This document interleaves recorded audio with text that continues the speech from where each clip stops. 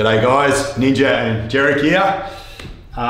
Jerrick done himself a mischief Monday, so it's Wednesday today, so a couple of days ago. Yep. Tell us about what happened. Yeah, so I was wrestling on Monday and yeah, just kind of got into a little vulnerable position and yeah, kind of tweaked my shoulder and popped it out a little bit.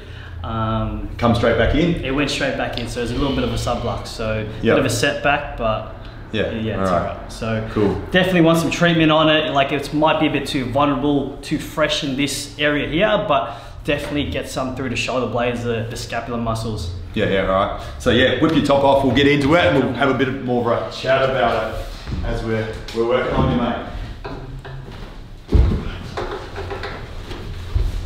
So it's this left one, isn't it? Yeah, it's that left side. So yeah, just put your head towards the camera, you can talk to Leo. So I want to talk to you a little bit more. So this injury originally happened when you're in the army, when you're doing your army training, didn't it, man? Yes, recruit training, yeah. How long ago was that? That would have been 2018, yeah. So Yeah. it feels a while ago, but it's not that long. So 4.5 years ago, 4.5 years ago, yeah. So something like that. It's definitely been a journey, you know. So I originally did it just from some obstacle course training, which was good at the time, but just some of the conditions there just kind of and a bit of bad luck, it kind of just went out there. So it was pretty traumatic. Had to go through a lot of the medical procedures and end up getting surgery. Yeah. And then yeah, got medically discharged, and then I ended up coming back here, working back for MMT. So you already worked with us for a year or two? Yeah, for a year.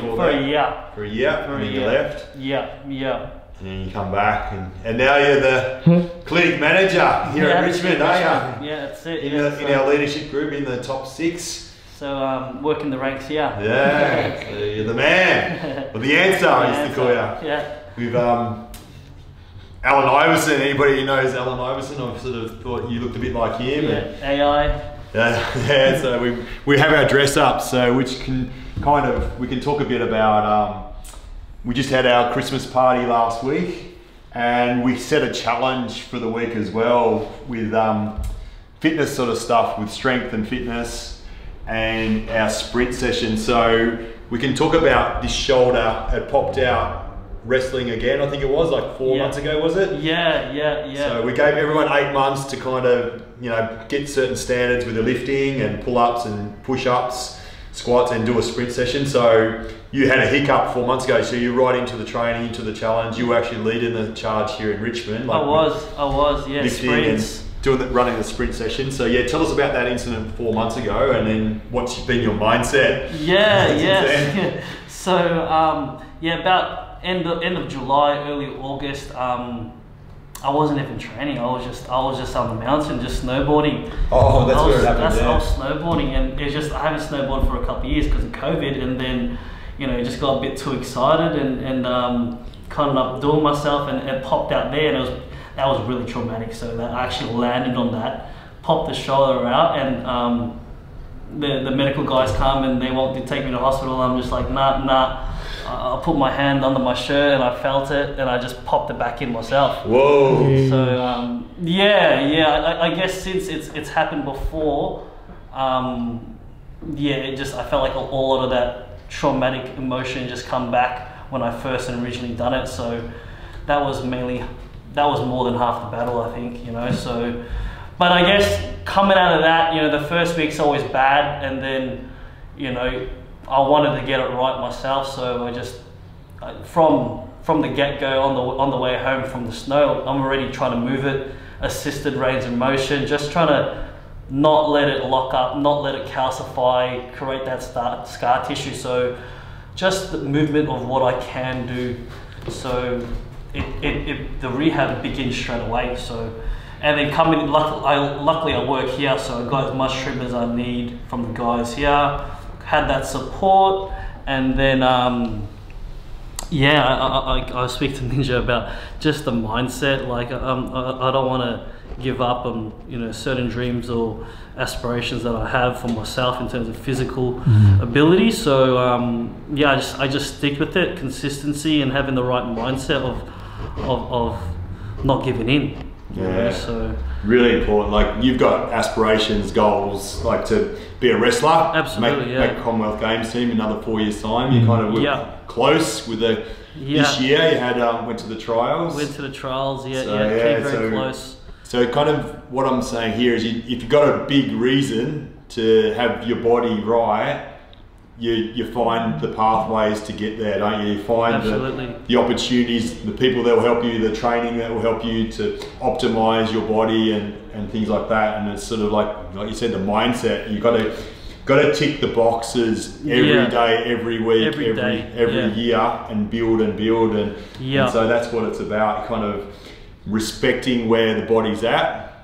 Respecting energy systems, you know, how long it takes to recover from different intensities of training. For sure. Specific training, things like that. Yeah. And then finding ways to get there and tuning into your body. Yeah. So we can kind of look at come up here, Leo, look at what we're doing. So what we're actually doing is trying to really scoop out the muscles in between the shoulder blades and help that where it's kind of bound up and protecting this whole shoulder region. We're trying to loosen that off so healing can occur, so it's not so protected where it doesn't need to be. The body can flow, the blood can flow, the things that are kind of wounded, traumatized in this area, they can all kind of settle, and we can accelerate healing. But it's sort of like that. Also, it's one human to another. Me and Jerrick kind of, hanging out as mates and being able to share the trauma, this experience that he had, and kind of we work together to get it right. So I think it's an important thing to remember that, to reach out and get help when you need it. Definitely. It's just like that's what we're here for. We're here not here to have a solo experience. We're here to share time with good people. It's a really important thing to remember, so good people can lift you up, the wrong people can kind of tear you down and make you a shell of yourself. So it's sort of important to kind of try and do those sort of reconnaissance type things every now and then and make sure you get yourself right. Get yourself right. Yeah. So bring us forward to last week.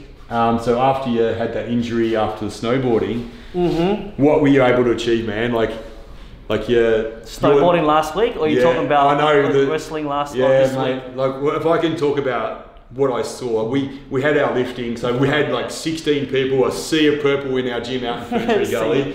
It was awesome. The energy is just electric when you had a 1 rep max night. And we had 16 people trying to lift as heavy as they could, whatever they could on the day, and there was warriors born on this day, like Jerrick, Elliot, and Ash, Maddie, actually, but just everybody.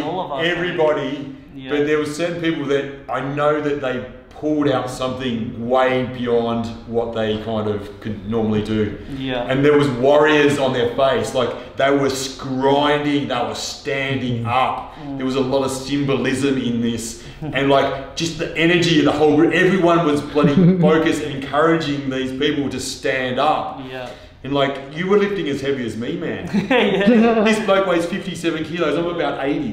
There's a big weight difference there. And we just kept on putting weight on the bar. Yeah, did you get the 170 up? I got the 170 up. 170 kilos. 170 kilos for 57 kilos body weight. Yeah. That's massive load to lift. It was impressive. I surprised myself. Yeah. And then so every time they stood up, there was just these faces and just this victory, guttural kind of releases as well. You just cannot help that celebration. It's just so primal and raw and real and just electric. You just feel so good when you stand up. So it's true. this sense of achievement and so satisfying. I lifted some weights I had lifted for years and years, so it was really kind of guttural and dug deep for me as well. And then we could go to the squat.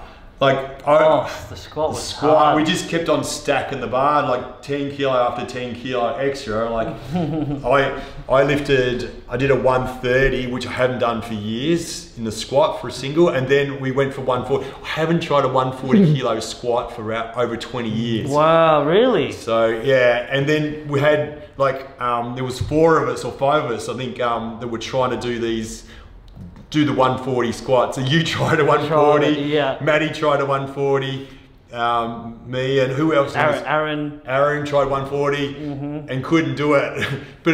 And that's sort of a thing in itself as well. When you fail a squat, or incomplete is probably a better word, you find out a lot about yourself, because not many people push themselves to that point where they'll fail a squat. So true. It's like, it just takes courage to put that bar on your back and dive in and go down to the bottom and kind of just trying anyway, just trying to grind up. You find, like on the 130, you work a lot of stuff out about yourself, like your core and your legs, and just courage to dive in for a start, but just persistence to try and drive that bar back up. You got to stay tight. Stay tight, and just, you feel like there's sticking points, but then you work through them. You grind it, yeah. You find something in yourself you do not know that you got. Yeah, I know. It's unreal. Like, what's your saying? You gotta start slow in all the lifts. And it's a grind. It's like towing something. You don't have the rope slack and try and tow something, because you try to take off and snaps, boom, and there's a kickback like that. That's a good one. But if you kind of grind it, go through the gears, first gear, second gear, like that, lift it slow, lift it ugly, and then your body works out the most efficient pathways to get it done. So true. So there's a lot in it, but you've got to have that consistency as well with your practice, because it is a practice. It becomes like a religious kind of experience that we do it regularly, and then that becomes part of your fiber. Your body knows what to do, your nervous system knows what to do, your mind knows what to do. You get present and you go through those rigors that are really hard, but they're also really satisfying when you can actually be strong and be confident, have good posture, and all these other things that come of it. So, and then we did a pull-up, as many as possible. So our target for the guys was to get 20.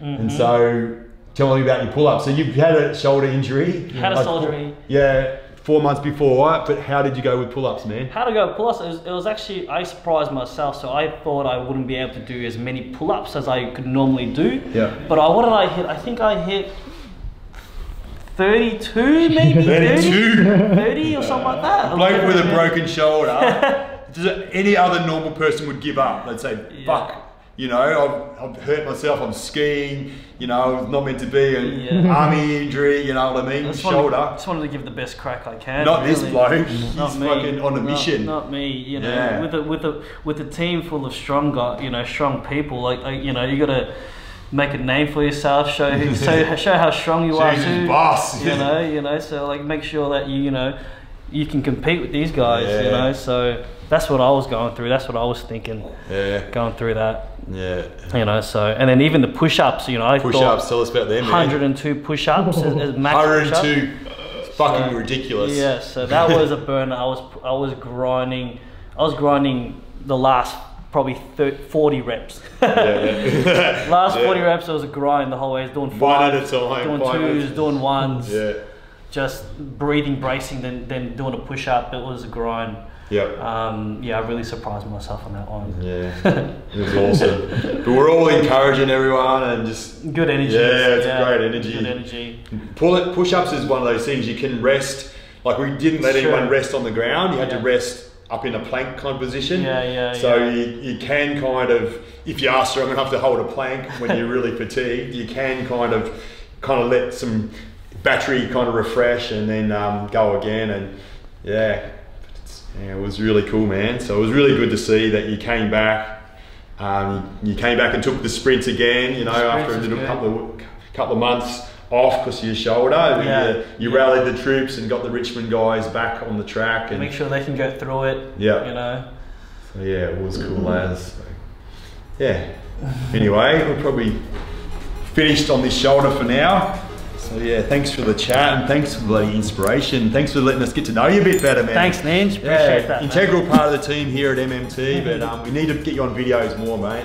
Get me on more, I reckon. Yeah, that's it. Give this guy the ball, the answer. Is that the question? We don't want you just practice. With practice? With practice, you got to get you in the game, man. It's all about the game. Competition. Competition. Yeah. Anyway, thanks guys. Thanks guys. Appreciate it. Done.